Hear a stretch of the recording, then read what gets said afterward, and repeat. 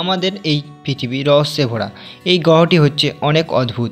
এই ছোট্ট গ্রহটিতে এমনও কিছু অদ্ভুত জিনিস ঘটতে পারে যেগুলিকে দেখে আপনার বিশ্বাস হবে না। আমাদের পৃথিবীতে এমন এমন কিছু জায়গা রয়েছে যেগুলি দেখে আপনারা বলবেন এই জায়গাগুলি হয়তো পৃথিবীর নয়, কিন্তু আসলে সেগুলি পৃথিবীতেই রয়েছে।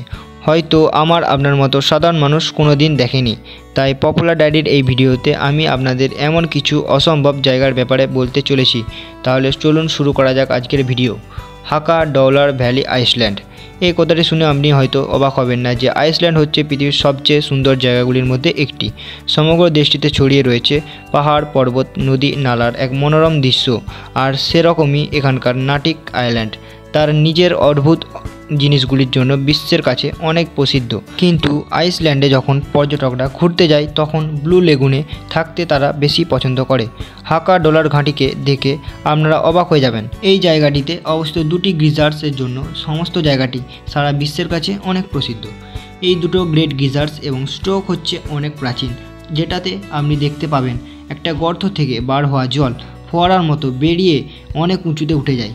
এমনকি কখনো কখনো এই জল প্রায় 200 ফিট উঁচুতে উঠে যায়।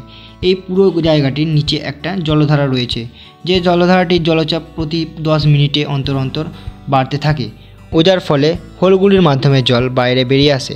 যেই এই জলটি অনেক চাপে বাইরে বেরিয়ে আসে তখনই সেই জলটি একটা কচ্ছপের ডিমের আকৃতি ধারণ করে, আর এটা দেখতে খুবই সুন্দর লাগে, যেটাকে দেখতে সারা বিশ্ব থেকে অনেক মানুষ এখানে ছুটে আসে। এরপর রেনবো ইউক্যালিপটাস। আমাদের পৃথিবীতে ইউক্যালিপটাসের অনেক প্রজাতি রয়েছে।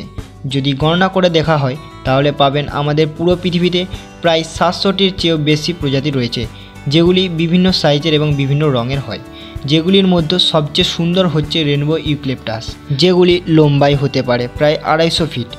এই গাছের খোঁজ সবার প্রথমে হয়েছিল ফিলিপাইন্সে, এবং তারপর হাওয়াই, ক্যালিফোর্নিয়া, ফ্লোরিডা এবং টেক্সাসেও এই গাছগুলি এখন দেখতে পাওয়া যায়। এই এত সুন্দর রং বেরঙের গাছগুলি ক্লোরোফিলের মাত্রা বেড়ে যাওয়ার জন্য তৈরি হয়।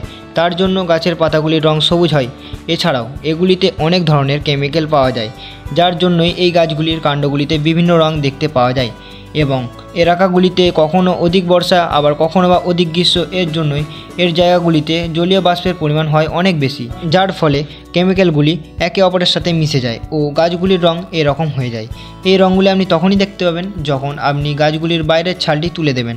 গাছগুলি যত পুরনো হয় এই গাছগুলির রঙগুলি ততই অনেক সুন্দর হতে থাকে।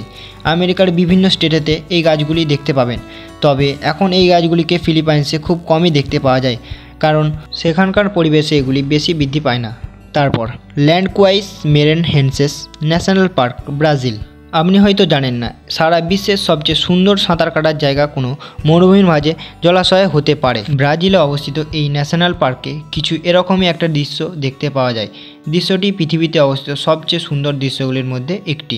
এই ন্যাশনাল পার্কে অবস্থিত জানুয়ারি মাস থেকে জুন মাস পর্যন্ত এই ছোট্ট ছোট্ট ঝিলগুলি জলপূর্ণ হয়ে যায়। ওইগুলোকে দেখতে লাগে একেবারে লেগুনের মতো। এই অসম্ভব দেখতে থাকা জলাশয়গুলি লম্বায় হতে পারে প্রায় 300 ফিটের মতো ও গভীরতায় হয়ে যায় প্রায় 10 ফিট। যখন এগুলির ওপর সূর্যের আলো পড়ে তখন এগুলিকে দেখার সুখ একটা আলাদাই হয়। এগুলিকে দেখার জন্য শুধুমাত্র ব্রাজিল থেকেই নয়, বরং সারা বিশ্ব থেকে মানুষ ছুটে আসে।